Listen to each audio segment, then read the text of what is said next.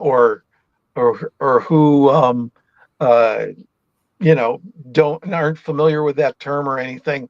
But LobbyCon is when it's kind of like the workshop is over and everybody congregates in the lobby of the Lowe's hotel there in Hollywood, and then all the maybe do you guys let writers into your thing?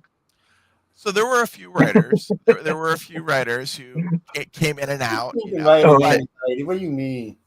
so it's like the lot the writers and the illustrators and the judges even yeah, go to oh yeah, that, and then it's just very it's a social event, and it's well, very open, and a lot of exchange goes on there. the So thing I would say about LobbyCon, which mhm. was great, is you mentioned the judges. The one I was actually speaking to my fellow illustrator winners about this and how everything was so, I don't say rigid in a bad way, but everything was so planned out over the course of the week, Right, where the second it turns 1:30, we're on to a new thing, something along right, those lines. right. And It's going because having having there's so much to do there's so too. much stuff. Yeah, I mean, I'm so grateful for the day that we had, Right, but LobbyCon's just a way that I mean, speaking with Lazarus or speaking with B or speaking with whoever wants to talk till 3 in the morning. It is right, a really great, very non-official way of talking in a, just like, you can kind of just shoot the bull and right, and just speak where you couldn't have spoken during the lectures. right. You kind of decompress, Yeah, right? a little bit. Yeah, for sure. So yeah, and of course it's like 3 in the morning, and I'm like, I need more than 4 hours of sleep.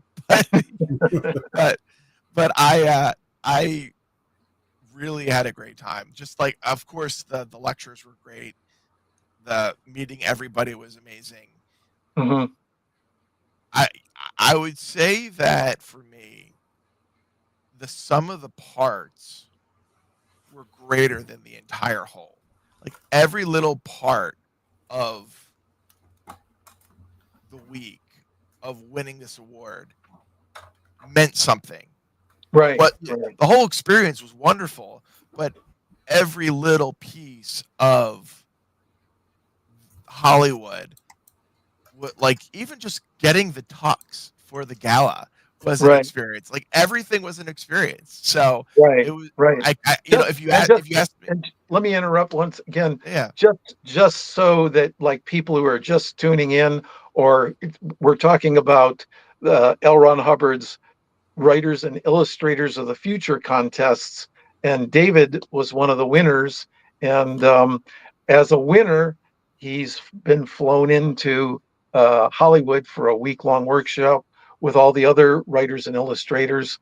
And the writers have their workshop, the illustrators have their workshop, and there's an awards event which is pretty spectacular too. So that's part of it too. And then of course there's what we're talking about now is LobbyCon, which is when the workshop is over, everybody meets in the hotel there, and it's just a very casual thing with other peers, other winners, as well as that some of the judges will attend there too, and it's very open, and you're allowed to talk there. So you're yeah. you're you're allowed to talk more or interchange more than you would maybe in a workshop where they're trying to cover a lot of material fast. Well, Having everybody's one, more relaxed too, so they're more willing to oh ask, yeah, different Right. questions. and having gone through the week, having gone, well, I mean, it's not even a week; it's an entire year where you're painting the picture and you're talking with Joni and you're talking with Maliva and I mean, the week is just the pet. Talking with Jimmy, right? You're talking with, the man of the hour of here, and Joe, of Doing the course, and publicity, Joe, right? and Doing you know, interview with I'm Joe. just and, hanging out. Is all I'm doing. I'm keeping an eye on and all you troublemakers. but But, for me, y'all work y'all's asses off, though. I oh mean, yeah, really, and I it, think, it, and, it and yeah. I think in that aspect too, LobbyCon is also a good way to relax. learn stuff and relax, and it's just everybody's laughing, but everybody's still sharing. Especially when you got behind the bar back there where we could all group up. It's because we're away from the other crowd, we're away from the other people. It's just winners and judges, and myself, and I'm the oddball. Everybody else is either a winner or a judge. So, but it's nice. I mean, you can sit back there and relax. You can share drinks. You can share what's her name. Sheree was sharing snacks with everybody. Well, Joe, I have to thank you once again because you let me borrow one of your many colorful fancy pocket squares. I was like, I need to flare this suit up, and Joe had me covered. Yeah, I always bring a few of them and a dozen or so ties in case I get crazy. It's I told when I was talking with Emily earlier this year, I said, I think I'm just going to go black and white this year for the most part, just white and black shirts. But I couldn't resist. I had to throw a red one and a blue in. So I have to have a little color in there somewhere. But no, I mean, watching everybody sitting, because a couple of years ago, somebody asked me at I think we was at the Roosevelt, and somebody asked me at Lobby, do you record this? I said, no, I don't record. This is all private stuff. I said, none of this gets put out anywhere. And if for some reason I feel the need to write an article, I'll ask whoever it's about, hey, are you okay with this? I'll let them read it or listen to it, however I'm going to do it. But it's just you learn a lot. I mean, frankly, I know a lot about art now. I still couldn't draw nothing but a stick man, but I know a lot about it. And as far as the authors go, I can actually probably sit down and write a short book. What I want to write is it's too much for me personally, but I mean, I've personally learned a lot there. And when I watch the people who already have a thirst for this learning the way they do, it's fabulous to watch.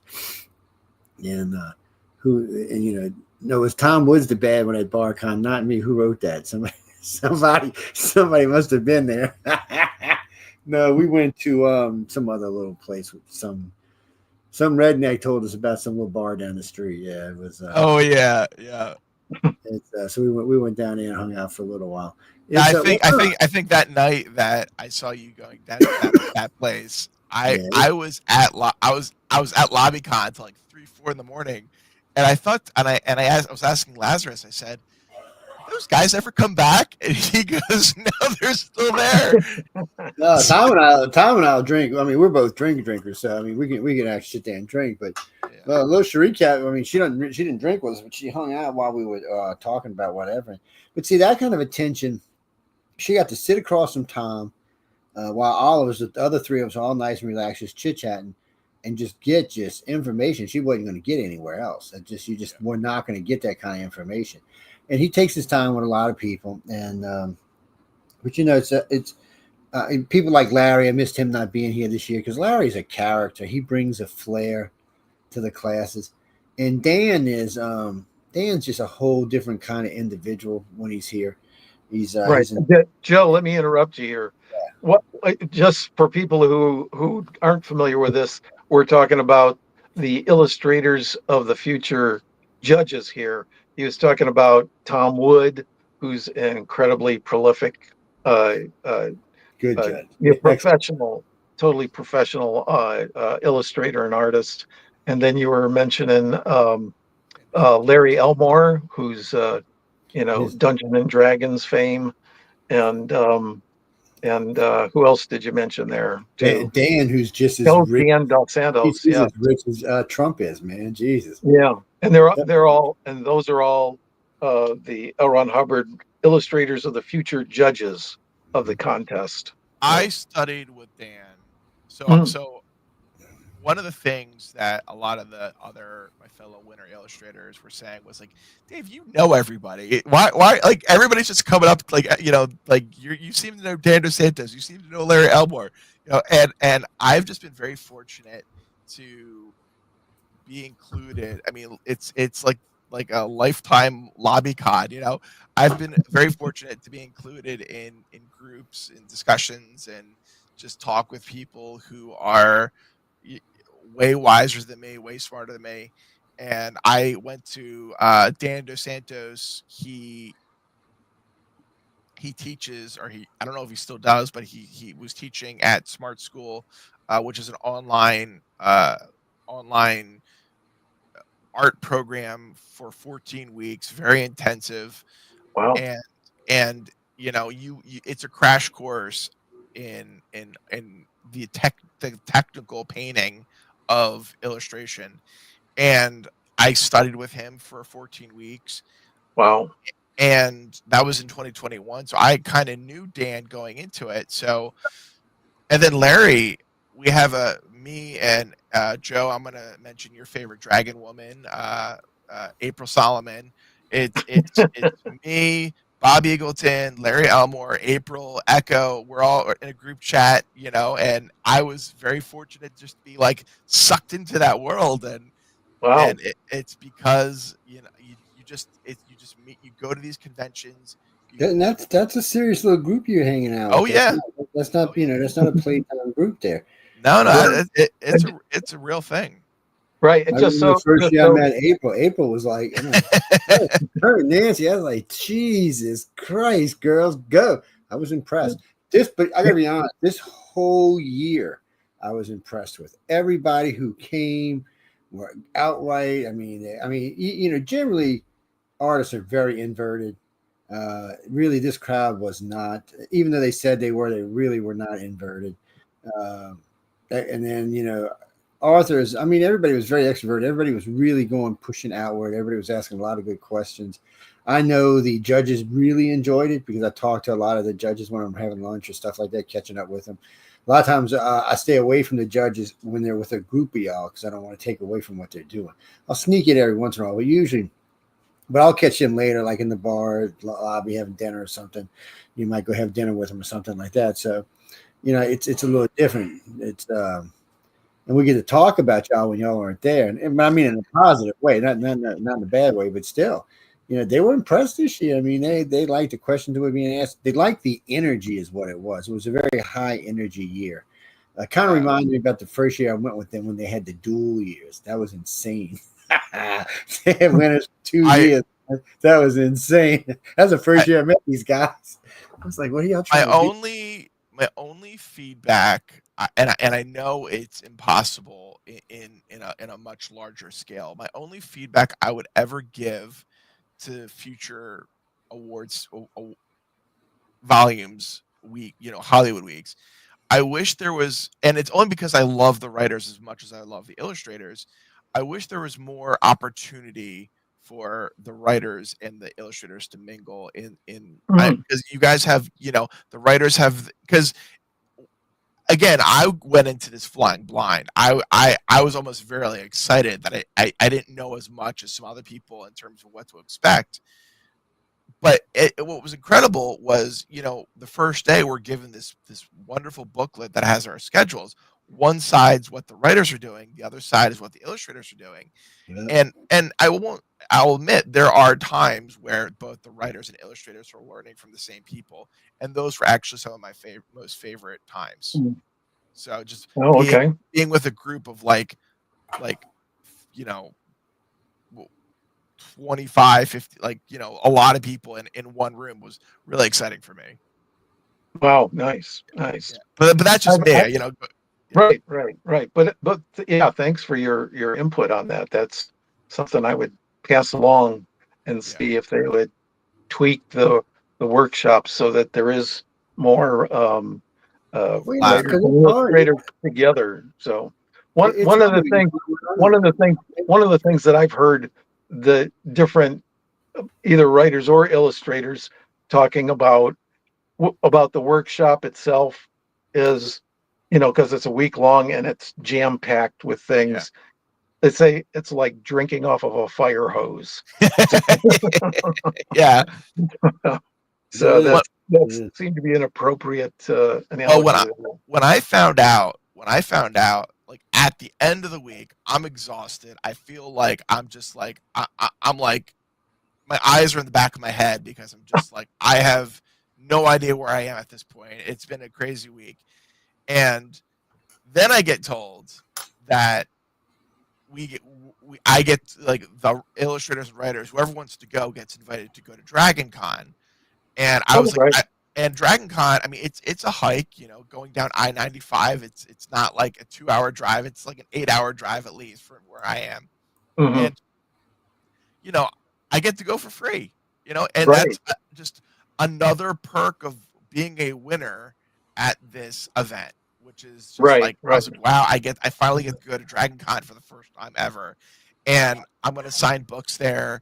Joni, Emily, John, they were all saying I could bring this guy here. I'm going to try to sell it, you know, and Mhm. it's, you know, it's a great experience. And anybody out there listening or who's ever thought about entering this competition, you have nothing to lose. You know, Right. Yeah. the only thing that it'll make you, even if you're not a finalist 1/4, is you will learn something about your work, whether you're a writer or an illustrator. Right. Just out of curiosity, I got to ask this because I've asked this to different, especially illustrators, because writing a story is a little more of there's a runway to it. But what did you do when, just so people know too who are listening, when you're submitting to the contest, you're submitting 3 pieces of art. There's no charge for it. It's there. There's no fee involved or anything like that. You just submit your work, and you can submit once a quarter. So, David, Yes. what did you create any art for that, or did you just go, oh, I got this, I got this, I got this? Well, yes and no. Okay, I am always creating. I am sure. All right, absolutely. so I That's submitted what 2 times. illustrators do. Yeah, They create. I submitted 2 times. Oh, okay, The first time was immediately after April 1. She told me about it. right. I'm talking about Yeah, April Solomon. just so people know, April Solomon's, she lives in California here. She's one of the, she was in, I believe, volume 39, and she's a Illustrators of the Future winner. You can see her art on her website, of course, or Eh, you can get the L. Ron Hubbard Presents Writers of the Future, volume 39, and she did a dragon there in honor of Larry Elmore, who's her like hero and everything. So He is too. I thought and Larry was going to break down on stage that night. He came I close. know. And he came close. It's like, Larry, you got it, man. You got it. You're going to be all right, man. When they got there, oh, you got it, Larry. Because we talked about that a couple of nights earlier. It was myself and him and Tom Wood and I can't remember the little guy's jobs. Who was he? Got a job with Tom. I can't think of his name right now, but little tall, skinny guy. Oh man, I can't think of his name. But anyway, One of the judges. no, one of the winners. He got a job with Oh, Tom. Yeah, he was hanging out. He was following Tom around like a puppy. oh, And it might have been Zane, right? yeah, it was Zane. It was Zane Zane. actually. So it was, No, it was Zane. So we all Zane. up there. We He's all up Zane. there. Just so everybody knows, Zane. His last name's escaping me. He was a Ringling College of Art and Design student from Sarasota, and yeah, he was a grand prize winner in volume 39.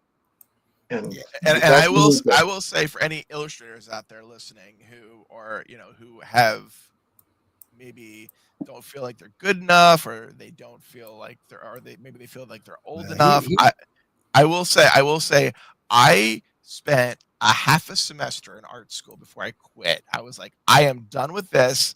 I don't want anything to do with art school. I hate this place. And I left, and I still was painting. And it was until like my mid 20s that I decided that I wanted to get serious about my art again. So there's always, you know, age is irrelevant to being a creative person. Right. Oh, yeah, And, definitely. and, Yeah, we've had one year we had a girl who was 15 years old who was oh one of the wow. winners, and then we've had, I think, last year or 2 years ago, we had a gentleman who was Illustrators of the Future winner, and he was 73. Oh wow. So That's incredible. it does not matter.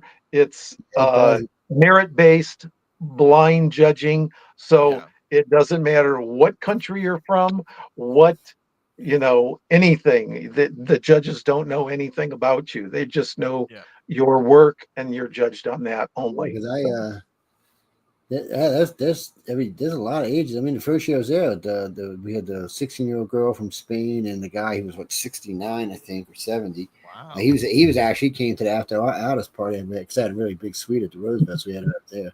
And whenever he said, "How come your room's bigger than mine?" I said, "Because I got to do interviews, man." I said, "You don't have to," because we were hanging out in his room when we were with Zane. The one right over there was at the cabana over by the pool. I said, "Look, you got a pool view. What are you talking about?"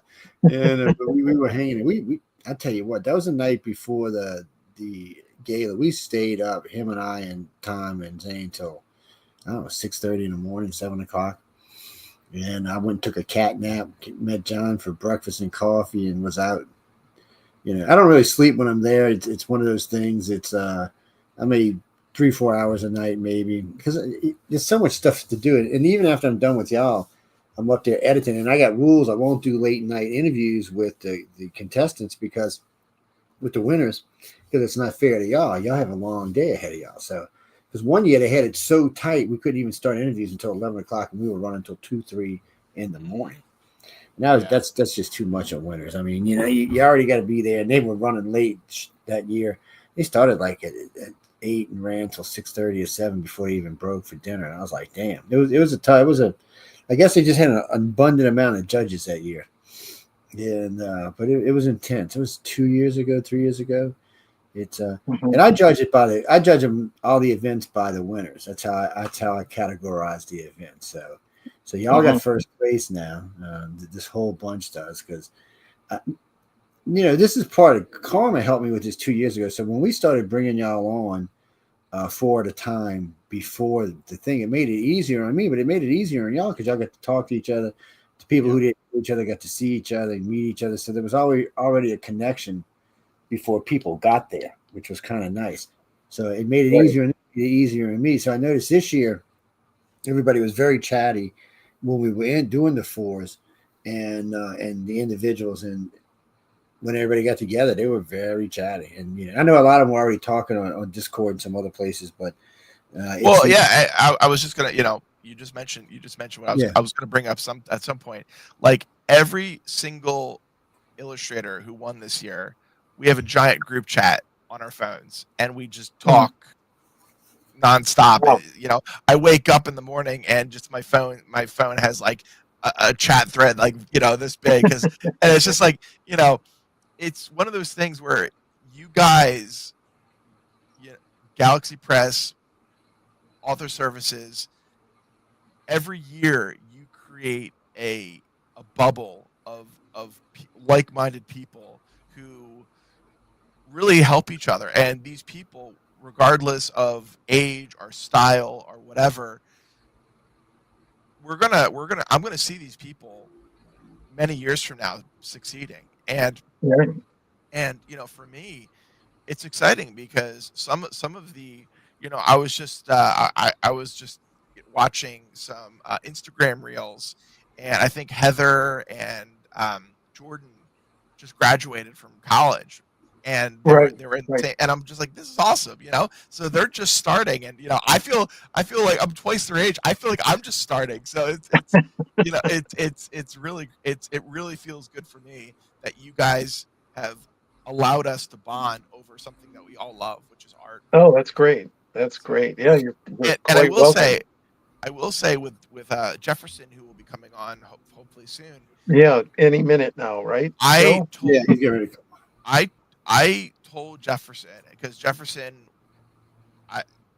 he was very gracious. He let me read his story, that the 24-hour story he read, and I was just saying to him a few weeks ago, I want to be a part of your world, And so even with authors, we're talking like, I mean, obviously it's easier to be with the illustrators, but the authors, there's people who you just connect with. And for me, it's really about just trying very hard to make these connections, and you never know who you're going to see succeed, and you want to be a part of their journey 1 year, 5 years, 10 years out. So you know, Right, right. so I told Jefferson, I was like, please give me the first crack at, painting a book cover for you, please. Oh, okay. Yeah, that's great. That's great. Yeah, you can just say you're the class of volume 41, right? Yeah, exactly. It's So that's definitely, it great. was definitely an interesting group. I have to say that, man. It was, Well, nobody can fault me for being overexcited, because I've never been called. I mean, maybe when I was like 10 or 11, I was called shy, but that is long. Those days are long gone. I'm very. I try to get people out of their shell, and I could tell in the early day or two, some of the illustrators were reserved, and I was like, Mhm. "You're my friend now." So, That's interesting. You know who was like that was the first time I talked to Tremini Sutcliffe. oh yeah, She yeah, was the one of the winners this year, and yep. she's telling me, she's going, I don't know about this, acceptance speech and stuff like that. She goes, and she's telling me about things where they made her get up in class in school, and she goes, oh, I gave this class one time, or I gave this speech one time in class, and she goes, I ran out of the room, went into the ladies' room, and threw up. It was so upsetting to her, and I'm like going, "Oh my god," But she was a total live wire through the whole Oh yeah. thing. So, it takes, well, so it that takes was time that to was be willing to interesting. publicly speak. I mean, not, it's tired pen. It's not for everybody. It's, some people, hey, when I was young, I didn't, you couldn't have got me on the stage. And I remember they made us sing Hey Jude when I was in private school. Mhm. And five of us, I was like, I don't want to do that. She's like, well, you can sing. I'm like, I can't sing. What are you doing? But I wasn't big on it. And then when they asked me, well, this is like 26 years ago, but when they asked me to host a radio show on Wake Up USA on Stardust Radio 1690 at Riverside, Iowa, no less. I always remember because it's the birthplace of Captain Kirk. So when they asked me, I was like, you want me to do what? I'm like, dude, I've never done radio. I said, I don't do public speaking. He said, I've heard you do lectures. I said, lectures are different than doing live radio, friend. I said, lectures like 100 people in front of you, not 100,000. It's a whole different thing. Last night we had 4.1 million people listening to us. Why is beyond me, but they were there listening all over the place too. When you look at the servers, they're scattered all around the world. You're like, look at these people. Don't y'all have a life? You go do something with yourself. It's we lost Carmen. You got booted. Uh-oh. I'll tell you what, it was hell getting this system to work today. I don't know what was going on. Yeah, Both my broadcast computers. See, I have my own personal computer I use for just for doing broadcast. It wouldn't do anything. I was texting you. I was like, Yeah, no, are we it's weird. are we supposed to be on? So Yes, and then, but because it all started because I couldn't hear Karma, and so I said I'll just go use the other computer. Oh no, it didn't work. So then I said I'm gonna use the other computer, and it just decided to be a POS. So I'm wrong with it. So I went back to this one and restarted it, and I was like, okay. Hey, Joe, can you Uh, send Jefferson the link now? He just texted me. oh well, tell him I sent it to him. What is he doing? Smoking weed or something? Damn. Hold on, I'll tell him. I'll have to do it twice. One way, yeah. Okay, let's see. Where is he? Where? Jefferson. What is it? Oh, social hit. Gmail.com. Well, let me do it that way. Let me do it that way. No, it will not. It's gonna make me go get his email. Again, pain in the butt computer. It's Right. I might be able to do it. Karma. Hopefully I didn't delete Karma already. No, I didn't. I don't think I did. There it is, Jefferson Snow. Let's grab his email right quick. Karma likes to hide these emails, man. I think it's like where's Waldo? It's like where's the email?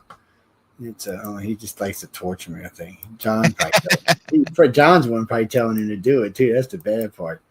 I know how they work over there. It's or it might be Maliva. Yeah, she's evil. oh yeah. Maliva is evil, man. She's a sweetheart. What are you talking about? she's a sweetheart. She's just an evil sweetheart. You just gotta watch her. She's like got the thing on you. I give her so much. One of these days she's gonna punch the crap out of me. Because I do. I give her just tons of crap the whole time I'm there. And she's like, you just like to pick on me, don't you? I said, yep. I said, but know this, I don't pick on people I don't like. I said, so that should tell you something. She's like, really? I said, yeah. Well, Joe, without getting into too many specifics, I mean, going back to LobbyCon in the beginning, I really just love, one of my favorite things was just chatting with you, just chatting, getting to know you better. And I think that was really the big thing for me, was getting to know people. And, you and I had some great chat, like 2 a.m. chats, and it was just a lot of fun. Yeah, So, that's the best time to be chatting, 2 in the morning. Oh yeah, for sure. I have a whole group of friends who are like me, probably have trouble sleeping. I'm usually the one painting. Well, that's what the station manager, she tells me. There was something going on the other day. So I was going to text you. It was like 2 a.m, which means it's 3 a.m. her time, right? She goes, I was up. I'm not texting you at 3 o'clock in the morning, sweetie. It ain't going to happen. Hey, Jefferson, how you doing? Man? Jefferson. Hey, good evening. We're just singing your praises. David. Oh, well, thank you. Oh, there he is. I had to find Carmen there for a second. There I am. Okay. Carmen. All of us are here. Hello, Jefferson. How you doing, man? So, where you been hiding at, man? You been partying, relaxing? My wife had a baby on May 2nd, so not a lot of partying or relaxing. Congratulations, man! Wow. Is that number 4? Number 5? Number 4. So number 4. Wow. Congratulations. Sweet, man. I remember mine. There wasn't all that much sleeping for the first 2 years. Yeah, he doesn't really sleep unless he's on my chest. So I've been like, sounds about right. In like a little rocking chair with him on my chest, my laptop on my knees, writing this story over the past few nights. So it's trying to make good. When I moved Papoose, I used to play darts, so I was practicing. When a team would come over to practice, I'd have him strapped to my chest. Like, you can shoot like that. I tell you what, though, he was so funny. He was like 3. And a friend of mine, John, John is 7'2". He's a big boy. And he's actually 2 inches shorter because he had broken his spine. And so he's standing there doing something. And I said, you better watch. He's going to stick you with that door, John. He better not. He took a dart, a 2BA arrow about this long, and just buried it into his leg. I said, dude, what are you going to do? I said, you're not going to touch my kid, that's for sure. I said, this is his house, my friend. He's like, damn, Joe. He said, I ain't going to be able to stand there for the game. I said, you better be able to stand with the game, or I'm going to stick you in the other leg. It's actually a disadvantage being really tall when you play darts. When you're too close, it makes it harder to hit the target. Oh, interesting. Your wrist wants to break right or left. Anyway, we need to talk about all that crap. What's the new book about? Something good, something scary, something sexy? I got invited to be part of this weird little indie anthology. The prompt was sci-fi westerns inspired by Bon Jovi songs. That ought to be interesting. Pretty niche, I guess. So well, he's got what is it, a cowboy song? Yeah, Dead or Alive, Yeah. So I went and kind of read a bunch of lyrics and kind of tried to be inspired by like some sci-fi westerns or like Firefly, kind of brush up on that kind of aesthetic and vibe. And so, yeah, I've got this story about a guy trying to get off this planet that everybody who works there works for this company, and that nobody gets paid in real currency. Everybody gets company script, so you can't get enough money to get off the planet once you're there. And anyway, and then he's got a job that's actually paying real currency, but then he gets betrayed. And anyway, it's I hope it's turning out good. I hope you let me read it, Jefferson. Yeah, you bet, David. So far, you're the only guy who's read my 24-hour story that I wrote at Writers of the Future. So, yeah, absolutely. Anything you want to read, I'll send it your way. Absolutely. Just interrupt here so that people understand part of the workshop that you do when you're a winner in the L. Ron Hubbard Writers of the Future, the Writers of the Future contest, is part of the workshop is you create a short story in 24 hours. You get like a little, some random article, and then you can tell them about it, Jefferson. Yeah. Exactly Yeah. the details. So the first day you get there, the judges or the people running the workshop, who are, I guess, your instructors. So Jody Lynn Nye and Tim Powers will grab a little bag of these strange knickknacks, and they'll kind of go around the room and hand you these strange little tchotchkes. Like some people got buttons or, antique coins, or I think somebody got a bullet or a shell casing. I got a little like bay leaf, I think is what I got. That's anyway, a little leaf. I'm pretty sure it was a bay leaf. And then also as part of the 24-hour story that you're supposed to write, part of the inspiration for that is you going out and talking to a stranger somewhere on Hollywood Boulevard. So while I was out, I want to interject here. Stranger than what? A stranger that, well, you don't have to get there's not a lot of caveats on Hollywood. You can find stranger than a lot of things on that road there. But yeah, so they want you to talk to somebody you've never met before and kind of see if you can get an inspiration for your story. So like, the flint of this new acquaintance and the steel of this new tchotchke, and they spark together some new inspiration for story. And so I got my bay leaf, and then I was at the Target just down the street from the hotel. I somehow had forgotten to pack my toothbrush, toothpaste, deodorant. Anyway, I was grabbing that to take back to the hotel, and I was about to go up, and this lady stopped me before I went to the register, and she's like, "Can you buy this for me?" And I looked down in her cart, and it was like $200 worth of like baby food, and I was like, "Oh my gosh." Oh my god. I don't know. Anyway, I don't know if that's like a common scam or something in that area. So I kind of extracted myself from that situation. Maybe I should have paid for it, but anyway, so probably a scam. That's it. That made it into my story, and the bay leaf kind of turned into this like sort of, otherworld leaf in this fantasy story. David read it, so maybe he knows how those elements made it in. But it's interesting. Yeah. So I want to just interject something, Jefferson.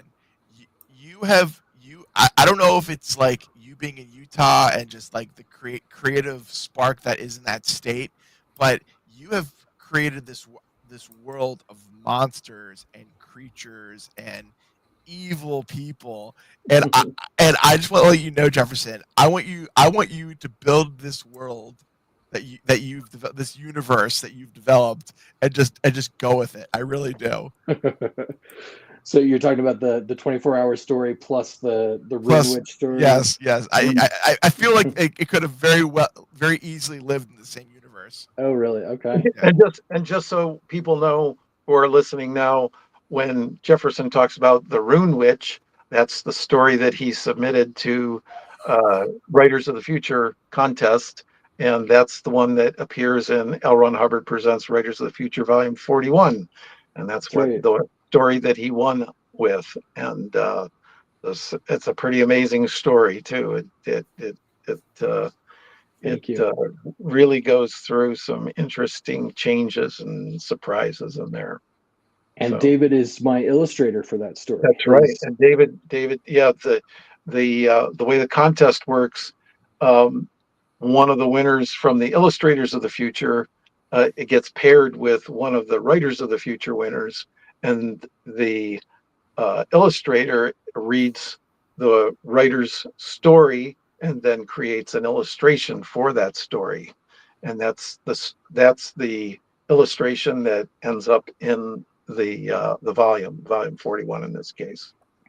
I know I'm going to sound biased, Jefferson, but I want to have this volume is wonderful across the board. Every story is fantastic. It's very science fiction centric, which is par for the course. I am so grateful that I got to pick B in the story that dealt with like the mythology, the mythos and mythology of a world, a new world. The more fantasy side of it. Yeah, right? Maliva couldn't have picked a better story for me. Wow, I'm so glad that she picked you too, man. Thank you. Yeah, it really was pretty sci-fi heavy. There was like 4 or 5 time travel stories in this one. Or time related stuff. Yeah, but they were also good. And then the AI story, which is super relevant for right now. Randon's story, the ASCII story, is so good. So scary, so good. That was interesting when he was given his acceptance speech, talking about they were driving him from the airport, and he had 3 self-driving cars around him. Well, yeah, totally. Yes. It's getting weird with them self-driving. I mean, when I went and met John and them in Phoenix, what was it, like 4 months ago, they were everywhere. I mean, they were everywhere. Wow. When I was waiting for them to pick me up, they were everywhere. There must have been 30 of them in line waiting to pick people up. There was more of them than they were Uber or Lyft. And then when I got to LA, I was surprised when we were leaving the airport. There was a bunch. They were all over the place. I was like, oh, okay. I haven't made up my mind on it. It's something we talk about on the news shows. I haven't quite made up my mind which way I feel about that yet, because it does put people out of work. So I'm kind of like, we'll have to wait and see. I'm not getting in one. They've been around for a while. Yeah. What we were talking about there is, beyond self-driving cars, is Randon Bartholomew was the grand prize Writers of the Future winner this year, and he had a story where the car kills the passenger, right? Well, yeah, his story was the main character. The first person point of view is the self-driving taxi. Oh, okay. He picks up his passenger, and the whole story is him studying and doing this like sort of off the cuff detective work on his passenger, and starting to realize that maybe he should not let his passenger go where he wants to go, or even get off the taxi at all. So anyway, I don't want to spoil it for anybody, but it is one of the best short stories I've ever read. Randon is super talented, so you should. It was a fun story to read. Well, the stories were fun this year, though. I mean, that's one thing I got to say. Most of the stories when they win, I mean, I've read about 10, maybe 12 of the books now, of the anthologies, and so far I've enjoyed all of it. And I really do like the way they put them together from start to finish. They flow better that way. I realized it the first year when I was reading the 2 books.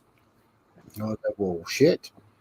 These kind of flow together, because I didn't know if they were going to be disjointed, because I had never read one of the anthologies before, and I didn't know if it was going to be like just randomly thrown in there stories, how they were going to be put in there. And I realized there was actually some order to the madness, so it made it easier for me to read anyway, because I prefer audiobooks because it's much easier on me. But I'm not sure who at Author Services picks the order, but it was a good flow. Probably Maliva, because Maliva does everything. Oh, really? Yeah, right, or it might be the editor, which would be Dean Wesley Smith, I think, or Jody Lynn Nye.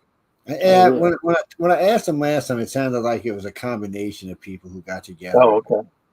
But that's who knows for sure? They're very secretive, rare people. I'm telling you.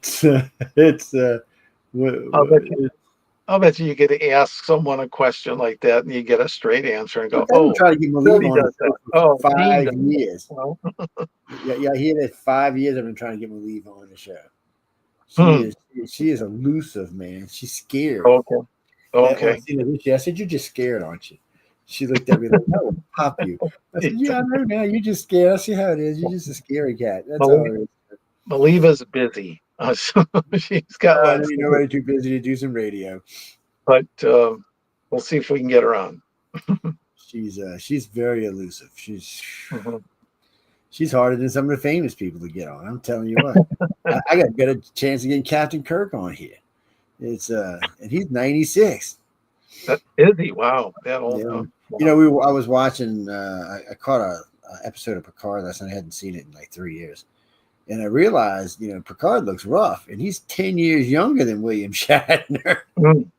I was Wow. like, damn, William for 96. The man looks good. I don't know. Yeah, I actually saw him. In the future, he'd love it. Right, I actually saw him in person a few years back. He was part of the Hollywood Christmas Parade, and Author Services, the building, is the green room for all the celebrities in the Hollywood Christmas Parade. So, Oh, cool. some walked through and just greeted him. I wonder if I can get the mayor to pay for me to come down this year. Well, we did a good interview together, so maybe she might go for it. Say, hey, look, let me come down and do the whole Christmas parade thing, and but she's weird. The mayor? Yeah, she's weird. Oh, oh, wow, okay. Yeah, the interview was good. It was a good interview. I mean, the whole interview was basically let's blame Yale's governor, but still, it was a good interview. It's played twice now, and actually, it's played twice in LA. Oh, wow. NBC carried it twice. It's and I don't know when it's going to play again, but it will again. I've tried to call John last time because they only give you a little bit of notice when they play something, and and you know what? The big networks don't give you any notice. So if it's like a local network, they'll give you notice. If it's a big network, they're like, you better just hope you happen to be watching. Right. I've been on TV. I've been on television a few times, and you know how I find out when they're on air? I'll get a phone call from one of my friends. Oh, you're on TV right now. I'm like, really? I'm thinking nobody told me. It's just he's like, what do you get? You get paid, and they do pay you well for this kind of stuff. Sorry to interrupt. I wanted to just ask Jefferson a quick question. So Jefferson, tell me about this science fiction story, because I've read 2 of your stories. They've both been very dark fantasy. So how does the science fiction story compare to what you're currently working on? So no demons and no kaiju in this one, sadly. So the main character is Thomas, and I stole his name from Living on a Prayer.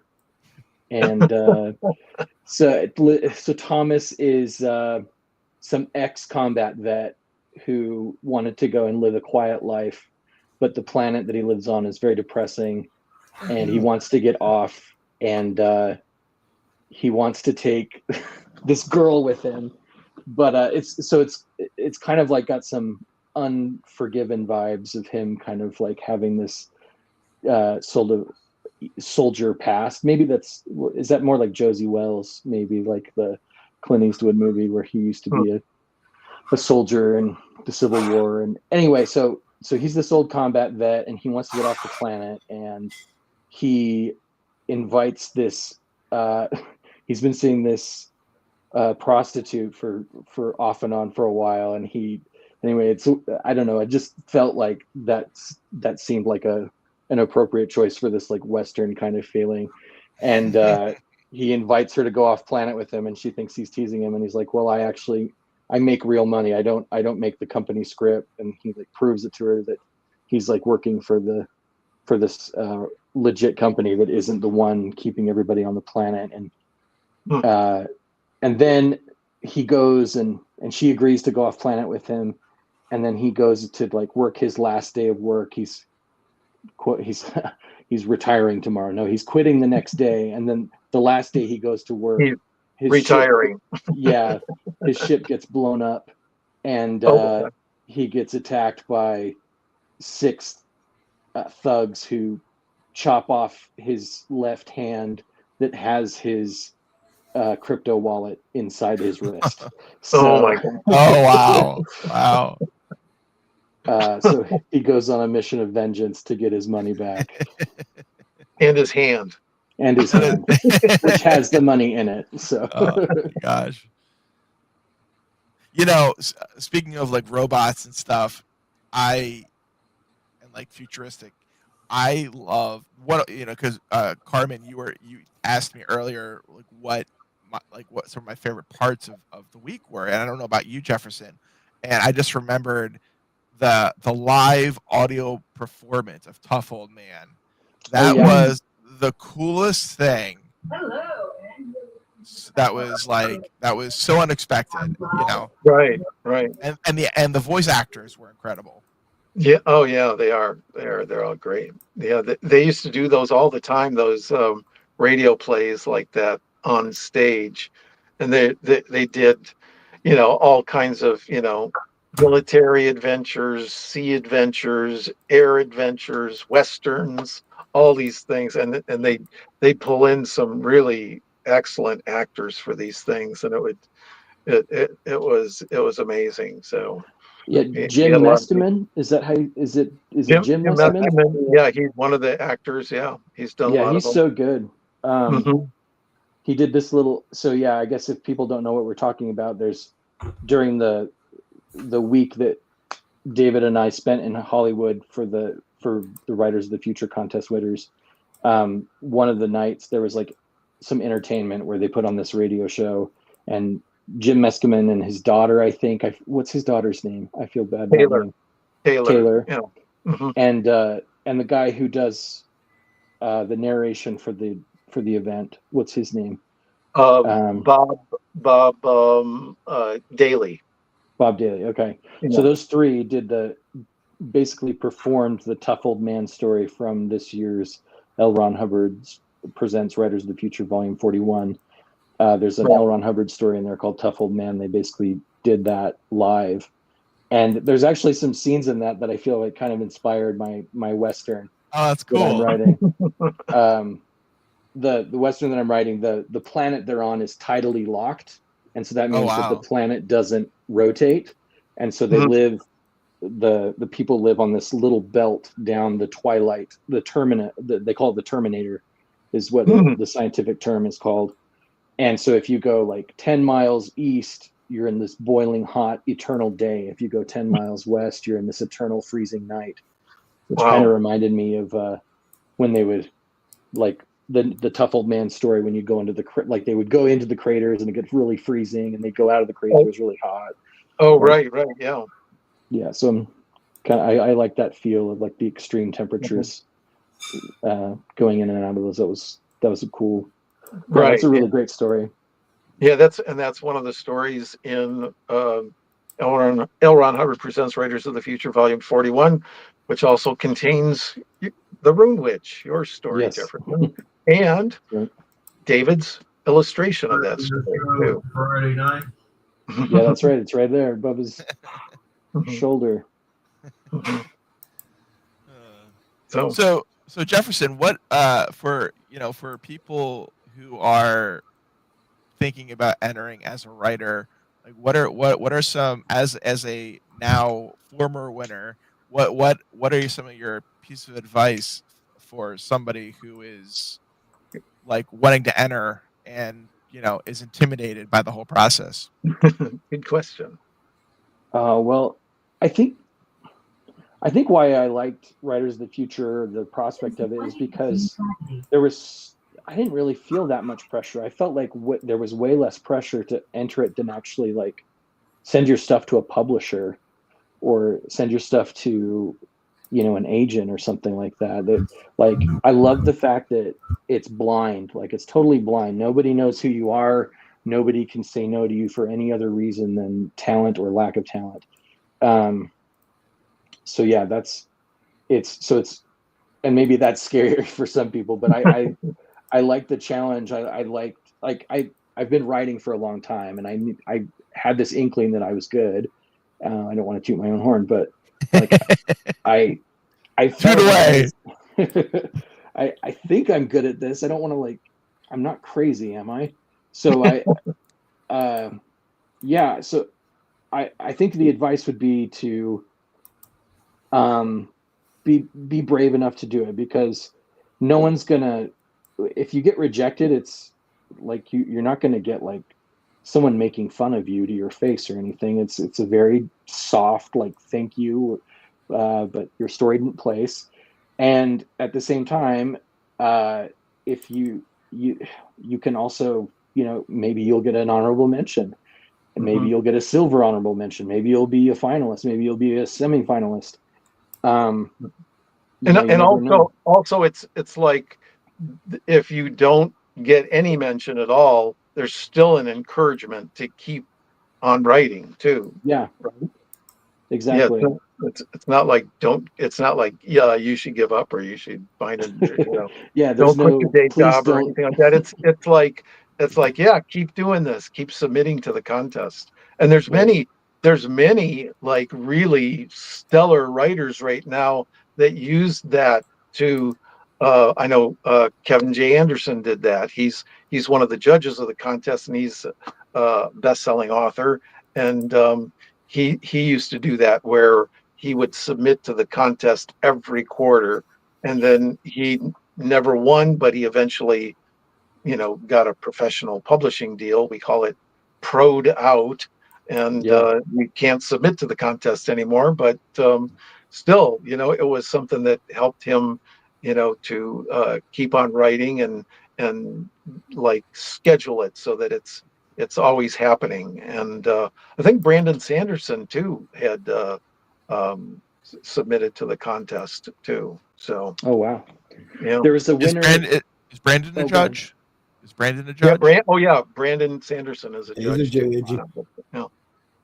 So that's when you're, as a writer, when you're getting when we talk about your work being judged, it's being judged by I like to say the luminaries of speculative fiction. So there's some really, just legendary, top-notch, writers, authors that are judging your work. So if you win, you're in there. It's like, then you can go, take some of the doubt away of, can I do this or can right? And you're going, hey, I did this, and it's quite an accomplishment. It is a really great feeling. Yeah. So I remember. Go ahead, Carmen. Oh, I was going to say, one of the things I asked David, I think before you came on, is, did you have illustrations already in a folder, and you just go, okay, I'm going to submit these 3. So, and I don't know if we ever finished off on an answer to that. Oh, you're asking me. Oh, yeah. Just to put a cap into that question. So I'm always writing. I'm always illustrating. So right. I submitted twice. Right. The first time I submitted, I was an honorable mention, which I was grateful for. I still have and even if you're an honorable mention, they send you a certificate of congratulations, so I still have this certificate of you did good, going, and about a year later, again, I had probably painted a dozen or 2 paintings, and I picked the best 3 that I thought were the best 3, and I got in as a finalist. Wow! So as a winner, right? And of course, I spoke to Joni, and Joni called me twice, and it was so I didn't necessarily paint something specifically for this contest, but I of the dozen or so pictures that I had, I picked the best things that I felt represented what I could do as a professional artist. Right. Oh, cool. Yeah, that's, to me, that's what I think and try to encourage, especially illustrators, is writers, they're like, but, and you can correct me on this, Jefferson, if you want to, but it's a longer runway to write a story. But illustrations, you're banging them out, and then you just go, oh, hey, I'll enter this contest. You're just like, it's not like you're creating 3 things for the contest in the quarter. You're just like looking through your, finish. My Rolodex of artwork. Right. you're looking in a file, a folder on a computer, right? And you're going, Yeah. oh, I'll email these three, Yeah. and then you're in there as far as your submissions. It's like Yeah. kind of a no thing. But so Jefferson, how long did it take you on that to write the Rune Witch? Well, okay, so I think I submitted it once in 2022. I submitted an earlier version of it, Mm-hmm. and I think it got a silver honorable mention at the time. And I wrote I entered the contest 2 or 3 more times between then and 2024 when it won. And so when I remember, I think it was December, and Joni, I think, sends out an email in December saying, hey, if this quarter is the one where we have the fewest entries, you should Oh, send wow. out a story. You would have the best odds or something like that. Oh, wow. Okay. And so I was like, I thought that story had maybe run its course in my brain. So I kind of but I dug it up and I went through and I edited it and I kind of made a few tweaks here and there, and I was like, I'll try it again. And Okay. I sent it off. So it probably went through probably about 2 or 3 major drafts, and Mm-hmm. then another like 6 or 7 like copy edit drafts. So kind of like so it's one of my most polished stories that I've ever done. Oh, wow. So Okay. it took a lot of, it's definitely the most worked on story I've done, which it should be if it's in this book. So Okay. And then as writers, you have these two terms, pantser and plotter or planner. Which school do you follow into? Did you just fly by the seat of yeah. your pants on that, or did you go kind of do an outline and then go, I'm going to go through this, and it's going to end up here? Well, I think I'm kind of a hybrid, and Oh, okay. I want to make sure that so I think Brandon Sanderson has a philosophy on this. He's like a master architect on plot. He is the king of plot. He Oh, wow. knows everything that's going to happen. All the plot points just flow into one another, and the end is this beautiful symphony that ties in all the threads that's been leading up till now, and it's inevitable yet surprising somehow. Mm-hmm.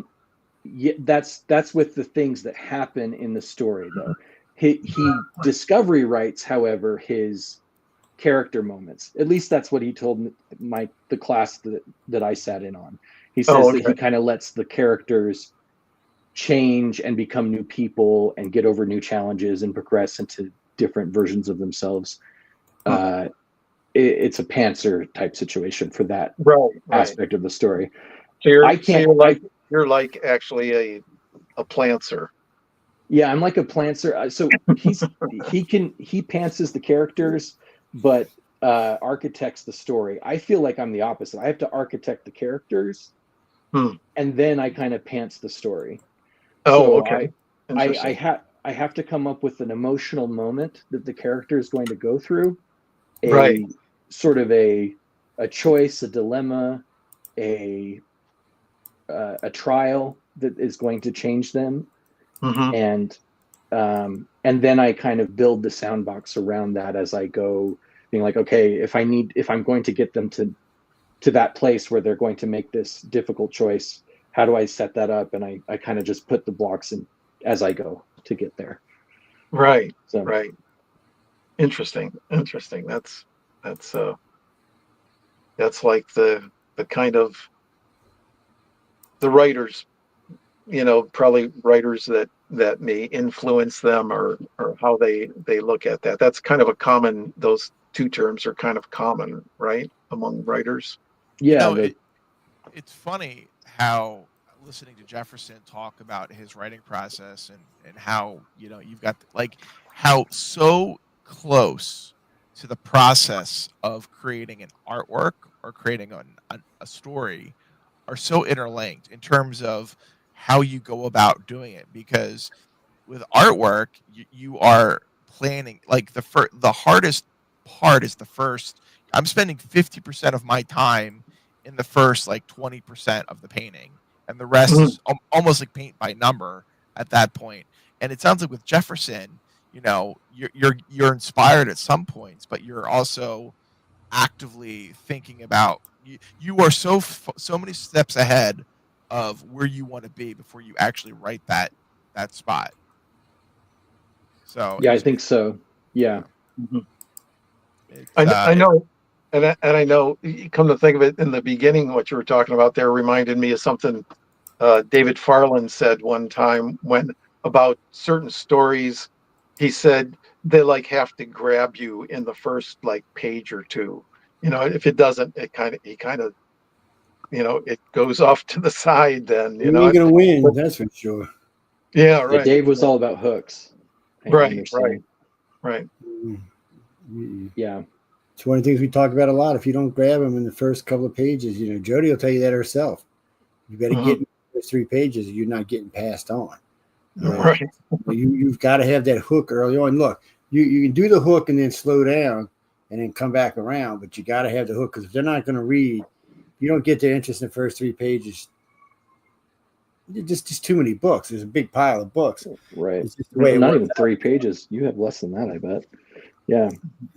Well, David, when you do an art piece, like, yeah, how do you conceptualize starting an art piece? Do you try to like think of an emotion that you're trying to evoke with it? Do you think of Yeah. So, a well, tone? I will, without spoiling your story. I'm a big spoiler. No spoiler sign above my head.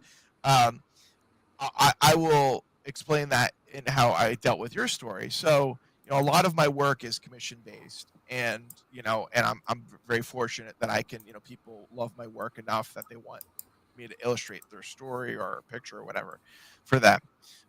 When I got your story, I read it 3 times, and I had about 2 or 3 really clear ideas of like different spots in in your story. I was like, this could make a good scene, that could make a good scene, or do I want to be a little bit more overall, like encapsulate the entire feeling of what your story was about, which is what I ended up going with. So I tried to choose, I in the story I tried to choose a scene or an emotion that really was like, this is like just a splash of paint that says, look at Jefferson's story. And that's kind, and I will do about 30 to 50 thumbnails per idea, like little black and each one takes a minute, 10 seconds to a minute.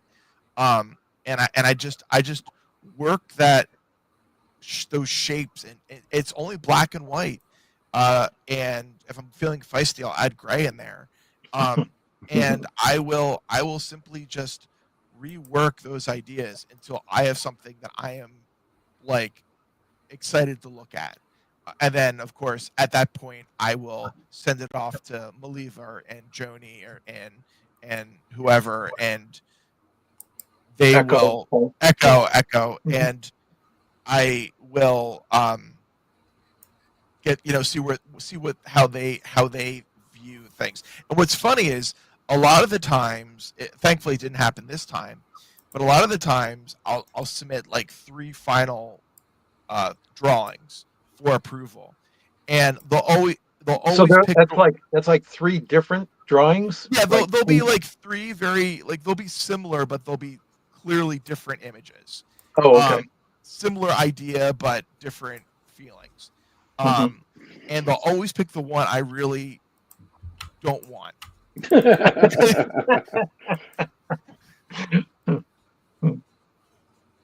But yeah, I hope that but yeah, so it really is about planning. It really is about trying to feel like I'm not letting I'm turning every stone in this world over before I get to the right image. Mhm. Hmm. Interesting.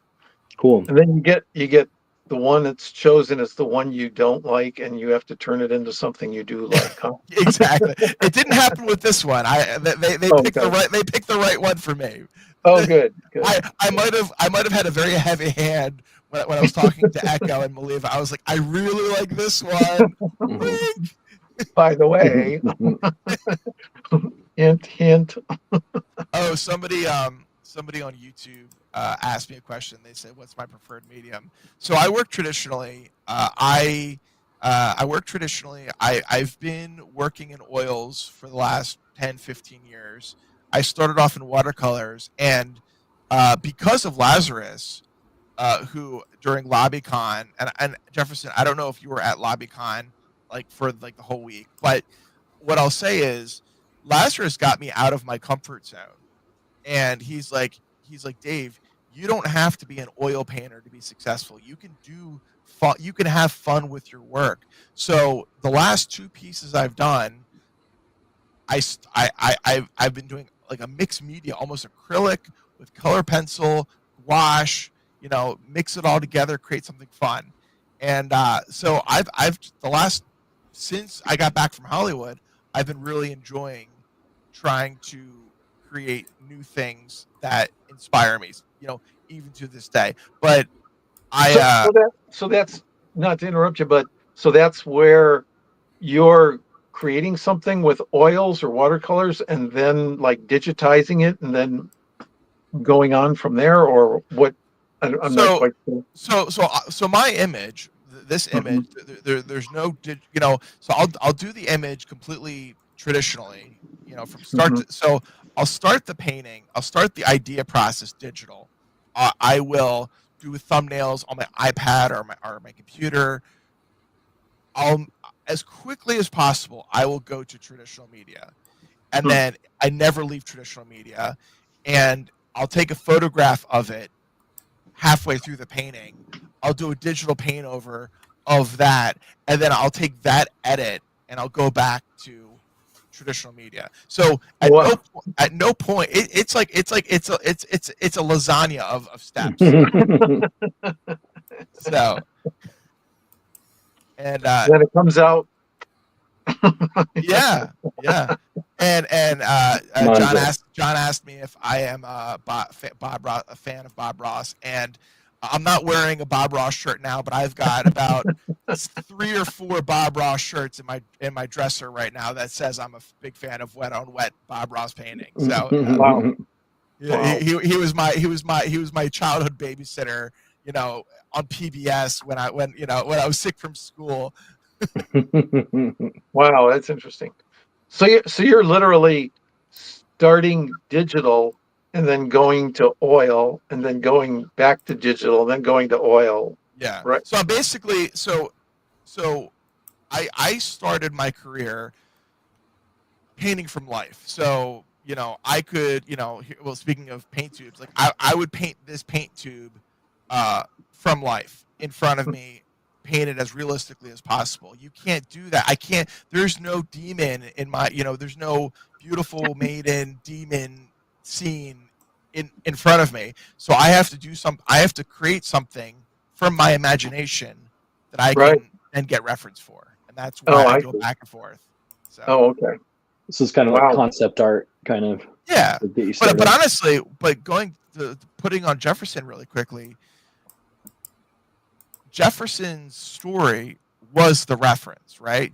You know, so I didn't have, you know, I could not have created this picture without a fleshed out, realized world. I mean, you were saying Jefferson that you submitted this story in 2022.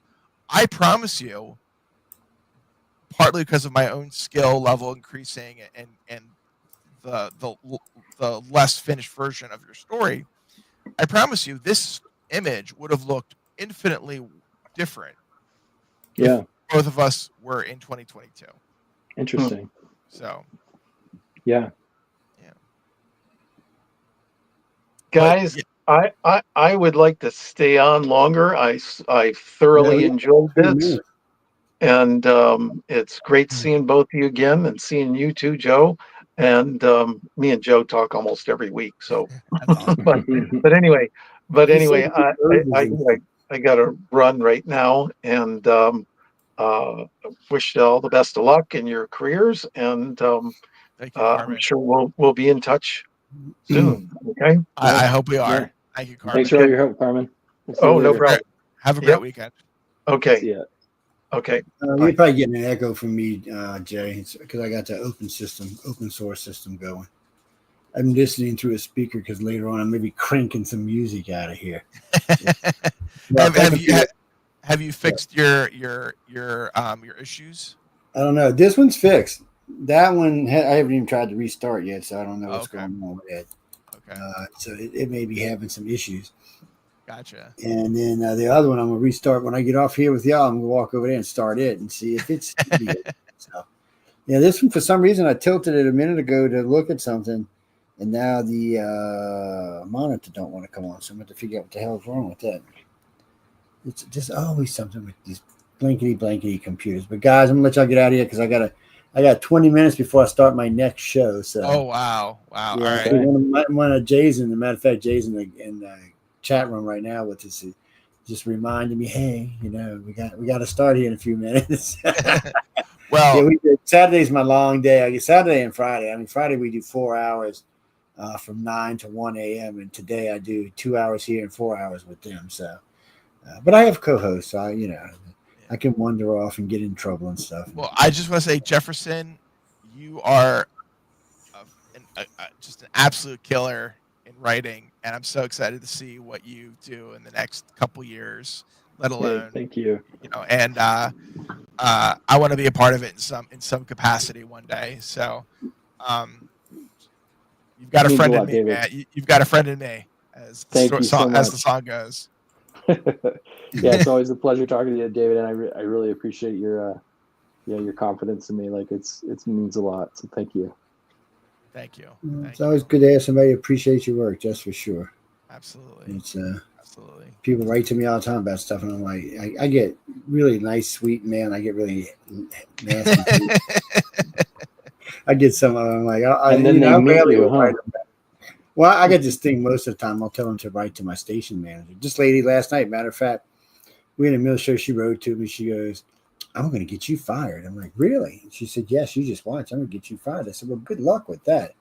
I said, well, here's my name, and this is who you write to. And I said, tell her, I said, I can't say what I said because on this show I'm not allowed to curse, but in that show I am. And I was really nasty. And then she sends Balls this in your court, Karen.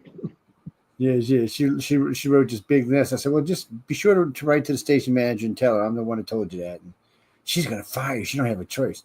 And then right as she was just finishing her typing, I said, you do know I own the network, right? And I said, bleeping, getting me fired. She went off, and we were laughing our butts off. She went off on a tantrum, man. I was like, well, let me tell you, Chuck, it's not going to happen. But I'm going to let y'all get out of here. I know y'all got things to do. Thanks, Joe. Enjoy y'all. I'm always here if you need anything. Just holler at me if you got anything new coming out or working on anything you want to show anybody. Just and there's always, you can't see it right now, but there's always the bookshelf over there and the art shelf. So I appreciate it for people who send me stuff. Matter of fact, I gotta go post something right now. But anyway, guys, y'all can go enjoy yourself. Ladies and gentlemen, I will be on the chat in about 30 minutes, so y'all can come on by and hang out with the crew. I think there's 6 of us tonight, so and there's no formal topic on Saturday night. It's not like Friday night where we do the news. This show should be freaking banned from this country. Is what this show should be. It's bad. The language is bad. The topics are insane. When we talk, I mean, we the whole bunch of us are equal opportunity haters. That's all I can tell y'all. On that note, I'll see y'all in 20 behavior.